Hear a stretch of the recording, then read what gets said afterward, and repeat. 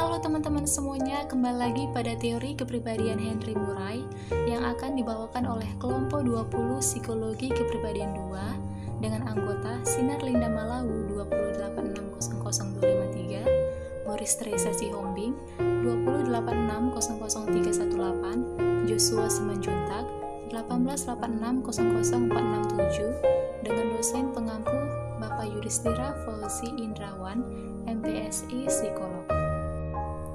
Baiklah, langsung saja kita masuk pada biografi singkat Henry Murray. Henry Alexander Murray lahir di New York pada 13 Mei 1893. Murray lahir dari keluarga bangsawan. Saat kecil ia dikenal dengan pribadi yang periang dan ceria. Hal ini untuk menutupi rasa kesepiannya. Murray merasa ibunya lebih memperhatikan saudara kandungnya yang lain daripada dirinya, sehingga membuatnya kemudian menolak konsep Oedipus kompleksnya Freud. Murray menderita mata juling pada usia 9 tahun. Kesalahan yang terjadi saat operasi membuatnya mengalami gangguan penglihatan stereoskopis, kekurangan fisik dan gangguan bicara atau gagap dikompensasinya di bidang olahraga. Kemudian pada tahun 1915, Murray mengikuti pendidikan di Harvard University dengan memperoleh gelar PA Studi Mayor Sejarah.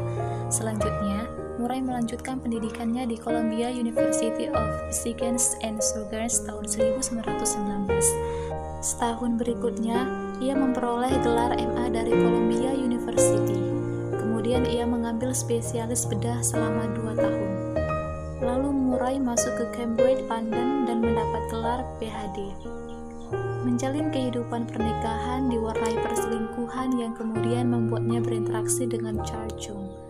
Dilema pernikahan akhirnya mendorong Murray untuk belajar berkarir di bidang psikologi. Selanjutnya, Principles of Personology. Personologi sama dengan studi tentang kepribadian yang dimana menurut Murray ada 5 prinsip. Prinsip pertama, kepribadian berakar dari otak. Prinsip kedua, manusia melakukan tindakan tertentu untuk mengurangi ketegangan fisik dan psikologis, namun bukan berarti berupaya untuk mencapai keadaan tanpa tegangan atau tension free.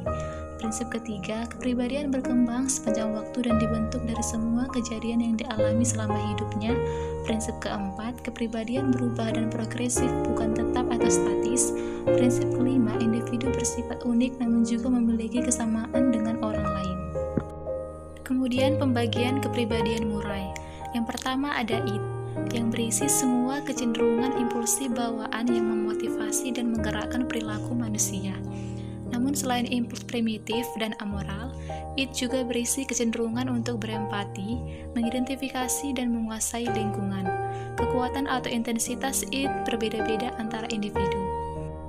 Yang kedua ada superego, yaitu internalisasi dari nilai-nilai dan norma budaya, dibentuk di usia awal kehidupan melalui pengajaran orang tua dan figur otoritas lainnya.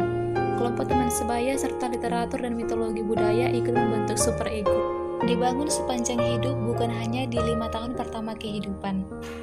Tidak selalu berkonflik dengan id, karena id juga mengandung kekuatan baik. Ketika superego dibangun, demikian ego ideal yang mempresentasikan sisi terbaik yang ingin kita capai, ambisi juga aspirasi kita. Yang ketiga ego, yaitu berupaya mengintegrasikan apa yang ingin kita lakukan atau id dengan apa yang masyarakat ingin kita lakukan atau superego. Ketika terjadi konflik antara id dan superego, ego yang kuat dapat mengenahi terjadi konflik secara efektif, namun ego yang lemah akan membiarkannya kepribadian terus berkonflik. Tidak seperti Freud, Murray tidak percaya bahwa konflik tersebut tidak terhindarkan. Selanjutnya, needs motivator perilaku. Kontribusi terpenting Murray dalam penelitian kepribadian adalah konsep kebutuhan yang memotivasi dan mengarahkan perilaku. Kemunculan needs dipengaruhi oleh kekuatan fisiko-kimia di otak, proses internal atau kejadian-kejadian di lingkungan. Need menghasilkan ketegangan sehingga individu berupaya untuk menguranginya dengan melakukan tindakan pemuasan. Murray memformulasi 20 needs, namun tidak semua orang memiliki semua needs tersebut.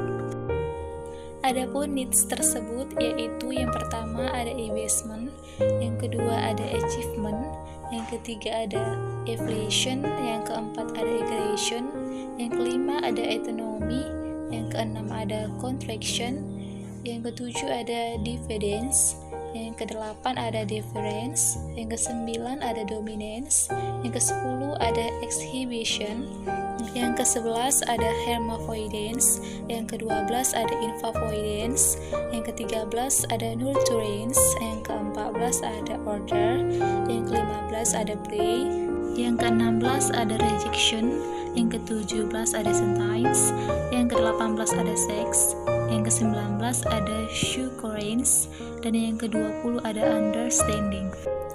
Selanjutnya ada tipe-tipe kebutuhan dari Murray. Yang pertama kebutuhan primer dan sekunder. Kebutuhan primer yaitu muncul dari tubuh internal berkaitan dengan kebutuhan untuk bertahan hidup seperti air, makanan, udara, menghindari bahaya, seks, dan kemampuan merasa. Sedangkan kebutuhan sekunder yaitu muncul secara tidak langsung dari kebutuhan primer. Yang kedua ada kebutuhan reaktif dan proaktif. Kebutuhan reaktif yaitu respon terhadap hal tertentu di lingkungan dan timbul hanya ketika objeknya ada. Sedangkan kebutuhan proaktif yaitu tidak bergantung pada kehadiran objek, bersifat spontan dan tidak bergantung pada lingkungan. Selanjutnya ada psikopatologi. Menurut Murray ada 5 kompleks yang terjadi selama masa kanak-kanak yang harus dipenuhi. Ketika hal tersebut diperlihatkan secara ekstrim, orang akan tetap terfiksasi pada satu tingkatan perkembangan. Kepribadiannya kemudian menjadi tidak dapat berkembang secara spontan dan fleksibel yang akan mempengaruhi pembentukan ego dan superego. Baiklah, yang pertama ada the claustral stage, yaitu janin dalam kandungan merasa aman, tenang, dan dependen, yang dimana kondisi ini kadang kita ingin ulangi kembali. Claustral kompleks yang sederhana ditunjukkan dalam keinginan untuk berada di tempat yang kecil, hangat, dan gelap yang menimbulkan rasa aman dan terasing. Biasanya individu dengan kompleks ini cenderung tergantung pada orang lain, pasif, mencari keamanan, menyukai perilaku yang familiar. Bentuk isopart dari claustral kompleks terpusat pada perasaan tidak aman dan tidak berdaya yang menyebabkan individu takut berada di tempat terbuka, tenggelam, gempa, atau situasi lain yang baru dan asing. Bentuk antiklaustral atau aggression dari claustral kompleks didasari oleh kebutuhan untuk keluar dari kondisi yang menyerupai rahim, misalnya menyukai tempat terbuka, udara segar, bepergian, bergerak, perubahan atau kebaruan. Yang kedua ada the oral stage. Oral secretion complex meliputi kombinasi dari aktivitas mulut, kecenderungan pasif, dan kebutuhan untuk ditolong dan dilindungi. Bentuk perilaku meliputi menghisap, mencium, makan, minum, ingin dikasihi, dilindungi, dan dicintai. Oral aggression complex mengkombinasikan perilaku oral dan agresif seperti menggigit, meludah, berteriak, dan agresi verbal, misalnya menghina.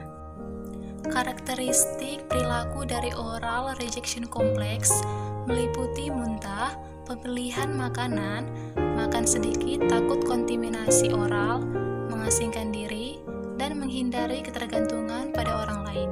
Yang ketiga, the anal stage.